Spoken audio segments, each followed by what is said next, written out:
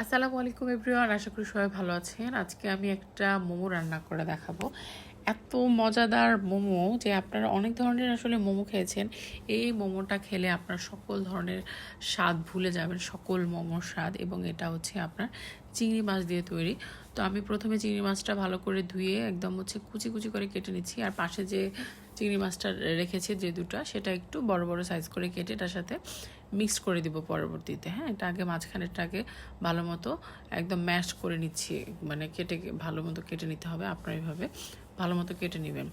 তারপর আমি এটাতে হচ্ছে একটা বাটিতে উঠালাম। বাটিতে উঠানোর পর 1 চামচ হচ্ছে আপনার কর্নফ্লাওয়ার দিয়ে একটু সামান্য পানি দিয়ে এটা ভালো মতো মেখে নিয়েছি। একটা কর্নফ্লাওয়ার দিলে একটা আঠালো ভাব আসবে সেজন্য।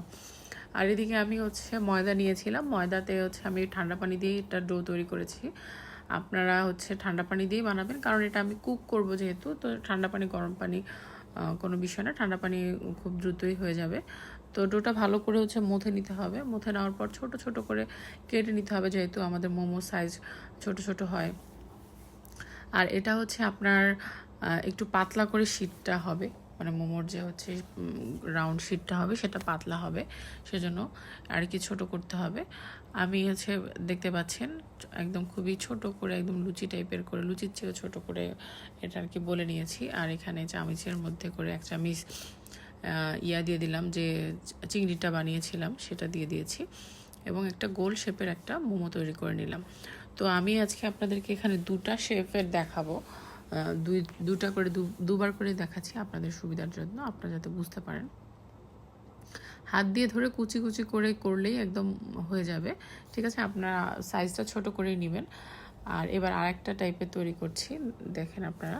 এটা হচ্ছে 2 সাইডের করে হচ্ছে নৌকা টাইপের একটু এই কুচিটা হবে। এই সাইড থেকে একবার কুচি করে দিলাম, একবার এই সাইড থেকে কুচি করে দিলাম। আমি আরেকটা আপনাদেরকে বানিয়ে দেখাবো।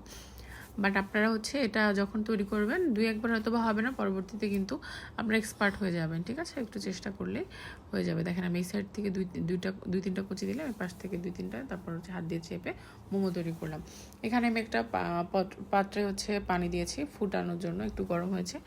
এবার হচ্ছে আমি মোমোগুলো সব এর মধ্যে দিয়ে দিলাম। আর একটা পাত্রে আমি রসুন কুচি করে নিয়েছি, এবং এটা হচ্ছে তেলের মধ্যে আমি গোল্ডেন করে ভেজে নিব, আর তেলটাও এর মধ্যে থাকবে।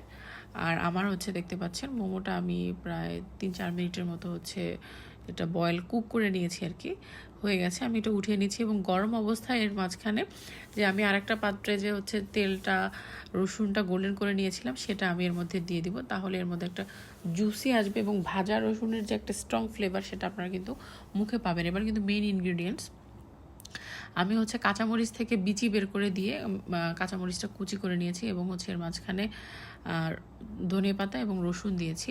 আর এখানে কিন্তু আপনারা ধনেপাতার শেকড় দিবেন 2টা, আর হচ্ছে কাঁচামরিচের হচ্ছে বোটা দিবেন 2টা, তাহলে দেখবেন খুব সুন্দর স্ট্রং একটা ফ্লেভার আসবে। আমি এটা থেতলে নিয়েছি, বেশি আর কি করিনি। আর এখানে ফিশ সস নেবেন আপনারা। ফিশ সসটা মূলত একটা খুব দারুণ একটা, মানে খেতে অনেক সুস্বাদু লাগবে। এটা দিয়ে একটু লবণাক্ত 3 চামচের মতো দিয়ে দিবেন। আর এখানে হচ্ছে আমি একটু চিনি দিলাম। আর এখানে আমি 2টা হচ্ছে আপনার লেবু ছিল, যে 2টা লেবুর রসটা আমি এখানে চিপে দিয়ে দিব।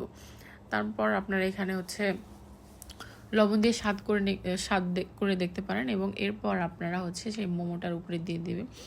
দিয়ে খেয়ে দেখবেন, এটা আপনাদের লাইফে খাওয়া বেস্ট মোমো, আমি একদম গ্যারান্টি দিচ্ছি। আপনারা